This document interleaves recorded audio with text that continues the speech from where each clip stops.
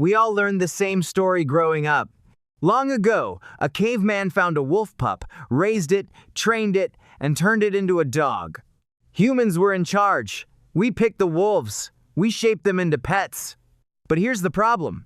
A lot of scientists today don't think that's what really happened. Some of them believe the opposite. They believe dogs chose us. And in some strange way, dogs may have shaped human history just as much as we shaped theirs. So which version is true? Let's go back 30,000 years and find out. Picture the world during the last ice age. No cities, no farms, just small groups of humans moving from place to place, hunting large animals to survive. And out in the cold, dangerous wilderness, wolves are everywhere. These are not the dogs we know today. These are large, wild predators that can kill a grown man without much trouble. Now think about this. The idea that early humans walked up to one of these animals and decided to make it a pet sounds almost impossible. Wolves do not want to be near people. People do not want to be near wolves. So if humans didn't tame wolves on purpose, who did? For a long time, the popular explanation was simple. Some brave human found a wolf pup, raised it by hand, and over many generations, people kept choosing the calmest wolves to breed. Slowly, those wolves turned into dogs. It sounds like a good story, but when you ask experts who study wolves, they tell you something very different. Adult wolves are extremely difficult to tame, even today, with modern tools and training. And raising a wild wolf pup is just as challenging. Most of them never fully lose their wild instincts, no matter how early you raise them. So if modern humans struggle to tame wolves today, how could people living 30,000 years ago have done it successfully over and over again? Maybe humans were not the ones doing the taming after all. This is where a different theory comes in. And many scientists now think it's closer to the truth. It's called self-domestication. Here's the idea. As early humans started forming small, somewhat permanent camps, they left behind food scraps, bones, leftover meat, waste from hunting. Wolves are scavengers. That means they don't just hunt. They also look for easy food wherever they can find it. So naturally, some wolves were drawn toward human camps to search for food. But here's the important part. Not every wolf was brave enough to get close to humans. Most wolves were too fearful and stayed far away. The few wolves that were slightly calmer and less afraid gained a huge advantage. They suddenly had access to a reliable source of food. No long hunts, no chasing prey, no wasting energy, just easy meals. And that small advantage was about to change history forever. Think about what happens next. The calmer wolves keep returning to human camps. They eat more regularly. They survive more often. And because they survive longer, they have more pups. Those pups inherit many of the same traits.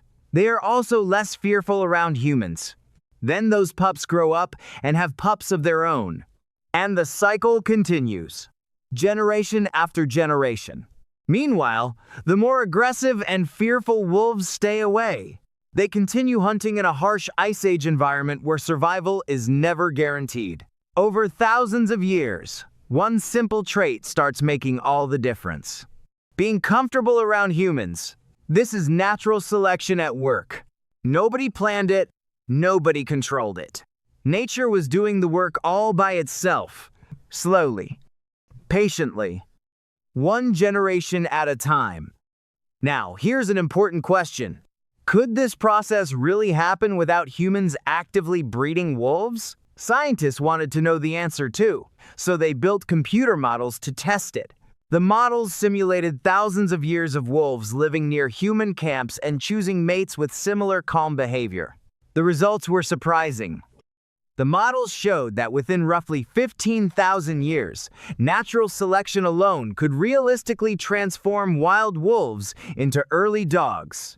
No organized breeding program needed. No human master plan. Just survival and evolution. What's even more interesting is that this timeline matches the fossil record remarkably well. Dog-like skeletons begin appearing around the same period. In other words, the numbers support the theory. Wolves may not have needed humans to create dogs. They may have started the process themselves. This is where the story becomes truly fascinating. One researcher who has spent years studying dog evolution summed it up in a simple sentence.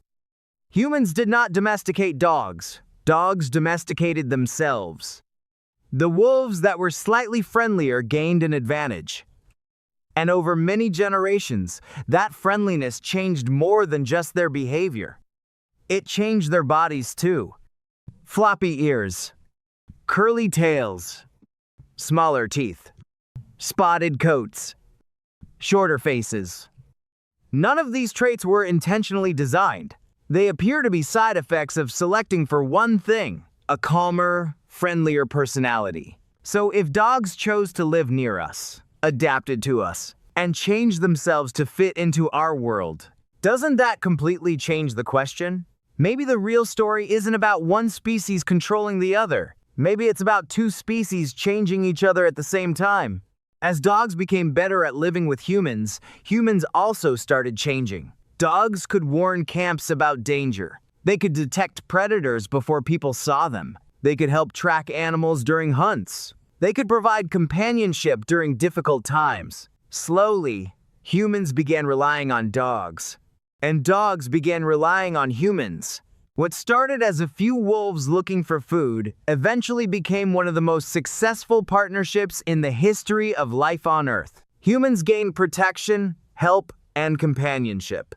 Dogs gained food, safety, and a future their wild relatives would never experience. Without realizing it, both species were shaping each other's evolution.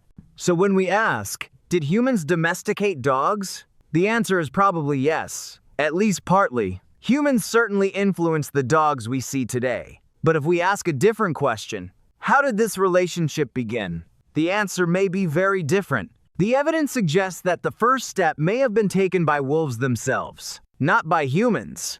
The friendliest wolves moved closer. The friendliest wolves survived, and the friendliest wolves passed those traits on. In a way, dogs may have chosen us long before we chose them. So the next time your dog looks at you with those familiar eyes, remember this. That moment is part of a story that began thousands of years ago. A story of survival, adaptation, trust, and partnership.